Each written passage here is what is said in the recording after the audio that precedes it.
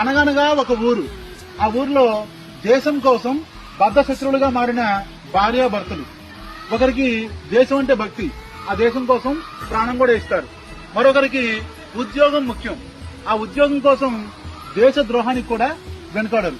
అసలు ఏంటి ఈ భార్యాభర్తల కథ అంటే 1998 జూలై హైదరాబాద్ పాత బస్తీలోని ఫుట్ పాత్ పై పళ్ళు పూలు అమ్ముకునే ఒక వృద్ధురాలికి ఆరోగ్యం బాగోలేక ఆమె అక్కడే పడిపోతే చుట్టుపక్కల వాళ్ళు ఆమెను ఉస్మానియా హాస్పిటల్లో చేర్పించగా చేతిలో చిల్లి గవ్వ కూడా లేకపోవడంతో ఆమె చాలా దారుణమైన పరిస్థితుల్లో చనిపోవాల్సి వచ్చింది.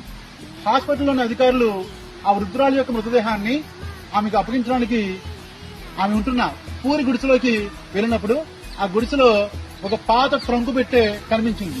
ఆ ట్రంకు పెట్టే తెరిచి అందులో ఉన్న ఆమె ఫొటోస్, కాగితాలు, సర్టిఫికేట్లు చూసిన ఈ అధికారుల వెన్నుల్లో వణుకు పుట్టింది. అక్కడ వాతావరణం ఒకసారిగా వేడెక్కింది.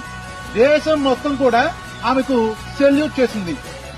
ఆమె ఎవరు అంటే స్వయంగా ఆజాద్ హింద్ ఫౌజ్ దళపతి నేతాజీ సుభాష్ చంద్రబోస్ యొక్క రక్షణ బాధ్యతల్ని అప్పగించిన, దేశం కోసం తాను నమ్ముకున్న సిద్ధాంతం కోసం బ్రిటిష్ వారికి అమ్ముడుపోయి దేశానికి ద్రోహం చేయాలనుకున్న తన భర్తను సైతం కత్తితో పొడిచి చంపేసిన ఉత్తరప్రదేశ్ చెందిన మహావీర్ లక్ష్మీదేవుల యొక్క మొదటి సంతానం, మన దేశ మొదటి మహిళా గూఢాచారి, first women spy in India, Neera Arya. నీరా ఆర్య 8 ఏళ్ల వయసులో అమ్మానాన్నను కోల్పోయింది.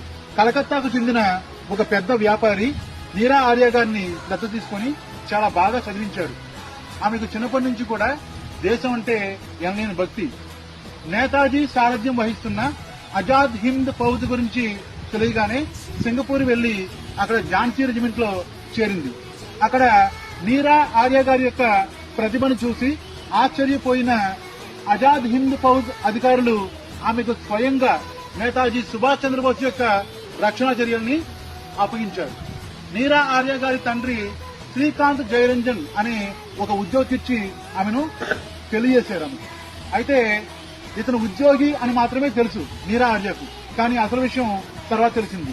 తన భర్త శ్రీకాంత్ జయరంజన్ బ్రిటిష్ విభాగంలోని సిఐడి అధికారిని, నేతాజీని చంపడమే తన యొక్క లక్ష్యమని తెలుసుకున్న నీరా ఆర్య నివ్వెరపోయింది.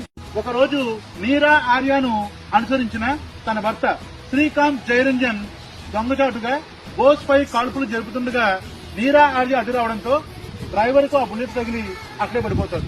మరొకసారి బోస్ పై కాల్పులు జరుపుతుండగా నీరా ఆర్య తన వద్ద ఉన్న కత్తితో భర్తను పొడిచి చంపేస్తుంది.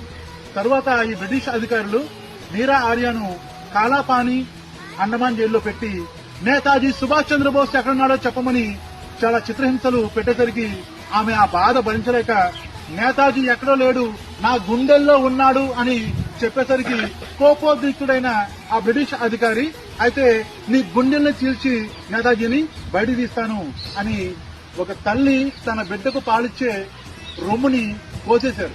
అయినా సరే ఆమె చెప్పబోయేసరికి కోపంతో పెద్ద సుత్తితోటి ఆమె నెత్తిపైన గట్టిగా కొట్టేసరికి ఆమె పడిపోయింది.